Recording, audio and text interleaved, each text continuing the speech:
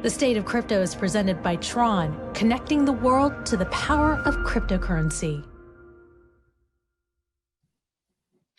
Good morning and welcome back to First Mover. The most anticipated trial in the crypto industry begins today. Sam Bankman-Fried faces 7 counts related to fraud and conspiracy. Our next guest knew Bankman-Fried personally, invested in FTX, and was a paid spokesperson for the failed exchange. Joining us now is O'Leary Ventures Chairman Kevin O'Leary, also known as Mr. Wonderful. Welcome back to the show, Kevin. Great to be here. Thank you. All right, we got to talk about how you're feeling this morning. It's been reported you lost just under $15 million when FTX collapsed. You, of course, knew Sam personally. How are you feeling as this trial begins? Well, you know, I always remind people to think about what FTX was a year ago, 2 years ago, and in context of investing. I mean, FTX was a startup, a nascent startup company in a nascent industry with a lot of potential, just like every venture deal that we invest in if you're a venture capitalist. And on the cap table of FTX, let's not forget, we had SoftBank, we had all kinds of storied venture capitalists like Sequoia, and on down. And so was I there as well. And we were very hopeful that this would be the first licensed American exchange. That was the premise by which it was worth over $30 billion. Now, when you invest in venture capital, and I remind everybody this on the morning of his trial, if you look back since 1954, every sector, out of 10 deals, 8 fail, and 2 give you 10,000, 20,000, 30,000% on your money. Now, we were all hopeful that FTX would be one of those winners, but it was not. And why do they fail? Wide range of reasons. In this case, alleged fraud. But it doesn't change anything in how I invest. Yes, I hate losing $15 million plus. But again, it just doesn't change the metrics of venture capital. And so the real question about this trial is what happens next. Because if you take stock in the crypto industry today, and I think all of us should think about this, we're at the thinnest trading volumes of Bitcoin in almost a decade. There's so much institutional demand, but no buying potential yet because we're stymied in regulatory hell and nobody is moving forward anywhere until all of these issues are put aside, as evidenced by the Gensler testimony last week. And I went to the Hill to listen to him. So we've got a long way to go, but the market's already baked in this trial. You know, you talk about VC. There's been so much discussion over the past year about VC and VCs doing their due diligence when it came to investing in FTX. Any regrets you have looking back? No, I know. You've got to remember that this deal, at its time, and I think about the equity in FTX US and FTX International, of which I became a shareholder. When I was approached to be a paid spokesperson by Sam and his team, they said, we'd like to, buy your services to talk about this product and this platform. I said, don't do that. I only speak about things I own and I use. So if you can't sell me a piece of FTX, let me be a shareholder, we can't do business. And somehow they found a way to open that roundup for me after it was closed and after all the diligence was done. But when I looked at the cap table and Bain Capital involved in all of these companies, and believe me, we all look stupid today, but we've seen this movie before. It's not going to change the way we invest. But the point was the promise of crypto still remains. It's still there. Digital payment systems, the promise of Bitcoin to restore value in itself is still there, and to retain value as a digital gold, still there. Institutional interest, still there.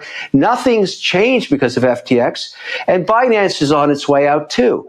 But all the crypto cowboys that were the founders of this industry, they're all going to be gone soon. The CZs and the Sam Bankman-Fried, they were great pioneers.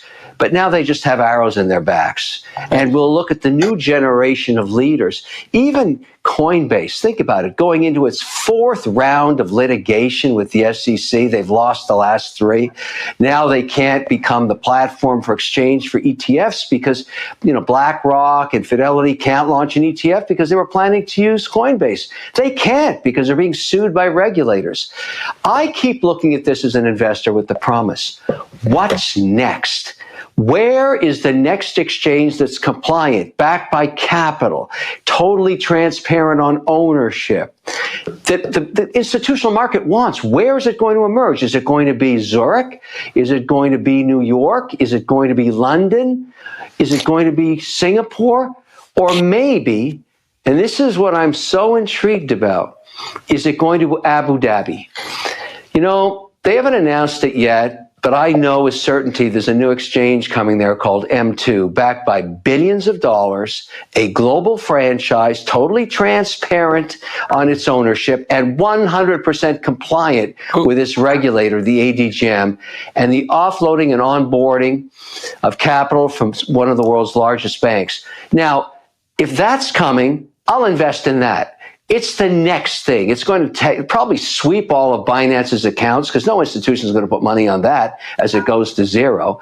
What's next is what everybody should be asking about.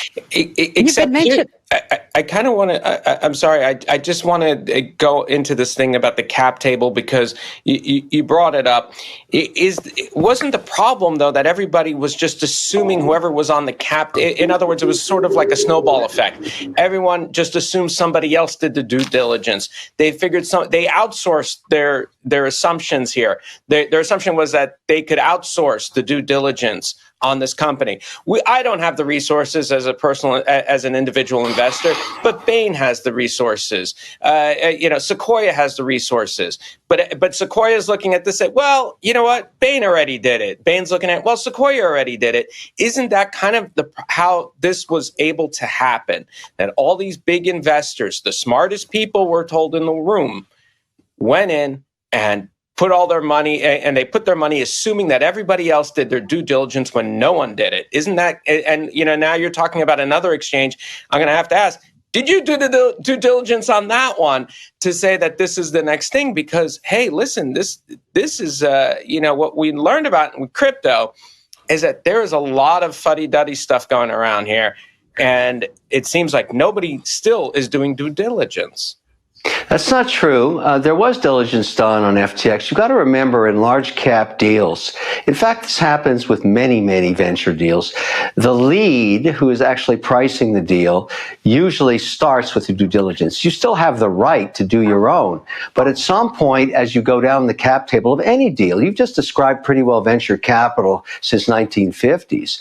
Whoever's leading the deal generally has done the work, and they'll often bring in a consultant like Bain and others.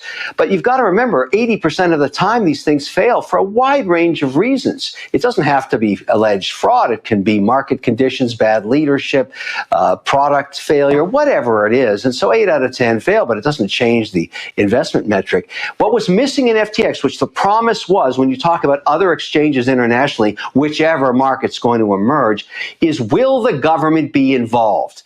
No one's going to do an exchange again or invest in an exchange where the government regulator isn't there from the beginning. That's the whole point. The whole idea with FTX was it looked promising that an American founder with really interesting parents that came out of compliance law would eventually get a regulated ticket. That was the golden goose prize of any exchange in America. Everybody tried. Binance tried. Coinbase is trying. Everybody wants the regulator to regulate them so they can interact and fit into the existing financial system.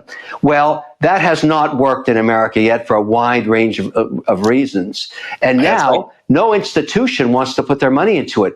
If a new market emerges, and I'm suggesting it may be in Abu Dhabi, it will start and be birthed, and from the beginning, be a government-regulated agency. I'm not investing in an exchange ever again that isn't managed by the government that it's domiciled in, with 100% transparency on ownership, and where I can see the cap table and how it's backed. And of course, in Abu Dhabi, the new capital of capital, there's billions of dollars to support it. So if that emerges, if it happens, yes, I'll be interested in investing. Kevin, you've mentioned M2 a couple times this week. You've said it's not been announced. How do you know about it? Are you going to invest in it? Have you already invested?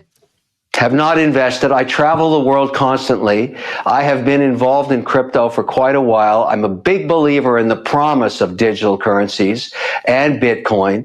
And I'm just trying to find a way where I can invest on a compliant basis, because my demand for it, and I'm speaking on behalf of many institutions. You ask yourself, why does Bitcoin stuck between $25,000 and $30,000 in perpetuity right now? Zero institutional purchase. Why is it thinly traded with zero volumes? Zero institutional demand. Why? Zero compliance. Give me a platform where the government isn't chasing you around. Right now, the biggest exchange, and shrinking very quickly, is Binance. Why?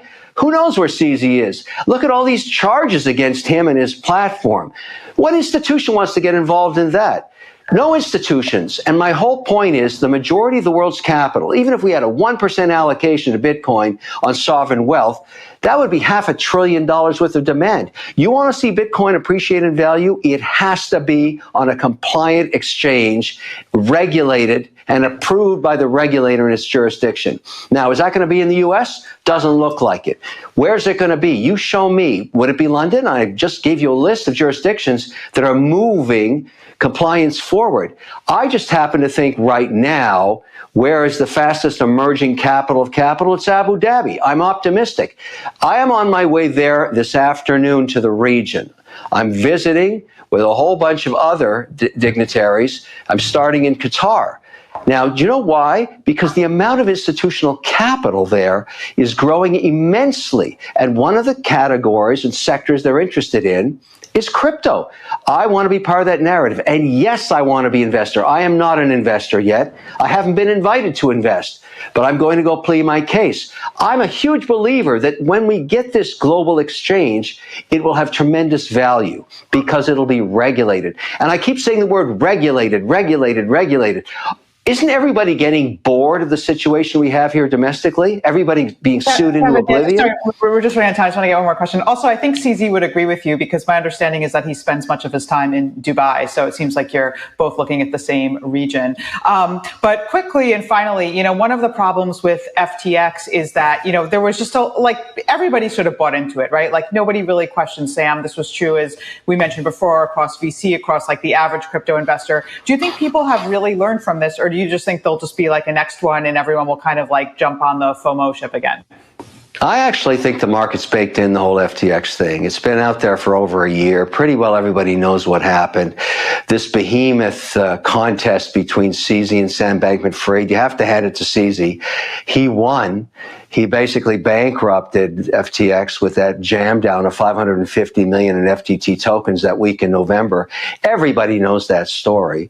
And now the recovery phase is starting, allegedly over $7 billion recovered, but who knows yet?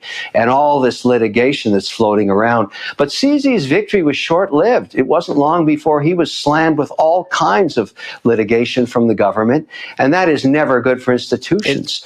So at the end of the day, where can you find something clean, born as a virgin, without any complaints from any government, that is 100% compliant, where you can put in institutional capital? Where is it going to be? That's what everybody should be asking, because I don't think Bitcoin's going away. I don't think digital currencies are going away. I don't think digital payment systems are going away. It's just, where will the leadership emerge? You say that it's baked into the cake. It's baked into the cake right now. Is that also too why we have low volumes? I mean, you talk about M2, M3, whatever it is, being regulated, and everything is cool with that. I mean, horse and buggies are regulated too, but if there's no volume in it, what's the attraction to investing in it?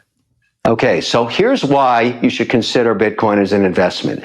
The reason there's no volume, and it's become incredibly, range bound, 25 to 30,000, is there is, people talk about there's great institutional interest in Bitcoin.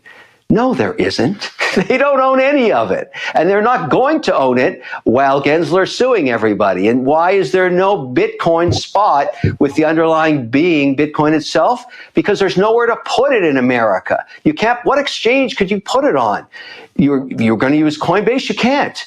You can't put an ETF on an exchange being sued by the regulator. That's never going to happen. That's why there is no BlackRock. There is no Fidelity ETF. And everybody's so optimistic it's coming. No, it isn't. It's not going anywhere until all of this is cleaned up. And so the reason there's no volume, the reason there's no interest is there is no institutional demand anywhere in the world. If you're running an institutional platform, you have to be compliant with your regulator every day and the compliance officer. You have to market your positions every day. And if the compliance officer and the regulator in your jurisdiction says you can't own Bitcoin, you don't even think about it. You don't even care. Is there demand if it was regulated? Yes. All right, up Kevin, to 5% weighting. We have to go. So sorry, but we got to wrap it up there. Kevin, thank you so much.